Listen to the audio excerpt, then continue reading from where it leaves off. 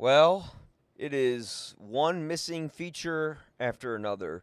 One Battle After Another is my favorite movie of the year, and one of my least favorite Blu-rays or 4Ks is not a 4K because this movie is projected at 1920 by 1080p, so it is by definition a Blu-ray with a digital code to see the movie digitally, which you think will last forever, but yeah, I don't trust links and streaming and all that stuff. So if you want to own the movie forever, yes, this is an okay copy to have. The colors look mostly accurate, but again, it would have been nice to get this movie in a 4K projection because at 1080p, you just don't get that HDR that's going to capture that high dynamic range that film also has since this movie was shot on celluloid.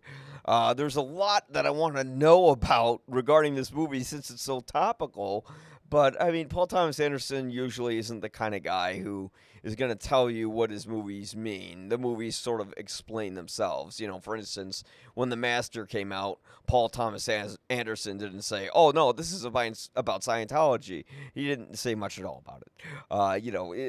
We could tell it is. We could tell that Philip Seymour Hoffman's character was L. Ron Hubbard. But this movie, the picture just looks okay for a it looks just as good as you'd see it if you streamed it on HBO Max, and probably sounds just as good too. The audio output is in Dolby Atmos, and then you also have it in, oh god, can I read this tiny print?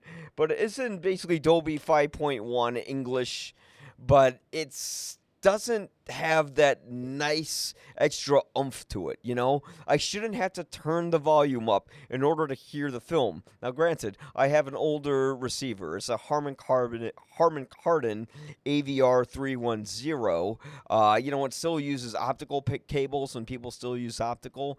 As a grandfathered in home theater that I brought to my house that I want to get a new one, but those things are expensive. And watching movies like this makes me want to get a new one, but not if they're going to put in this little effort to the surround sound. Now, here's the thing. I got a 4K earlier of Boogie Nights, and this movie retains all the features from the original 2-disc DVD, except for the color bars, which features outtakes from the fake member that Dirk Diggler uses. So I can understand why they don't keep that, but they keep everything else from this on this, which it should be able to do since these capture, more data than these. Than these. So why this has zero special features is over my head. I really hope that it's because eventually we're going to get a 4K of this movie hopefully, after it wins the Oscar and doesn't lose to another movie that I like, but I feel like would be. Never mind, I cannot get into it. But yeah, One Battle After Another, very disappointed with it. I'll still give it the 2 just because you own it and you own it forever if you have the physical copy.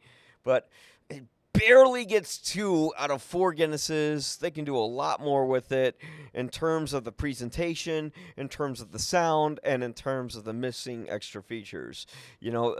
I don't want to have to go to HBO Max to see it, especially if someone doesn't. I have a subscription to it, but imagine if you don't. That would be like the only reason to get this. Otherwise, wait for the 4K and ask for them to bring stuff out because we need to get physical media back.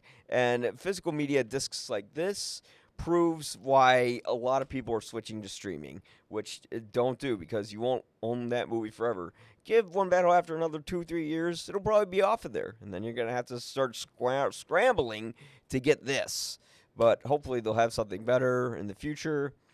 I kind of doubt it, but I hope I'm wrong. So yeah, 2 out of 4 Guinnesses. You can find my full written review for the movie that I posted way back at ypareviews.com, as well as it being number 1 on my top 10 of 2025. So thanks a lot. Bye-bye.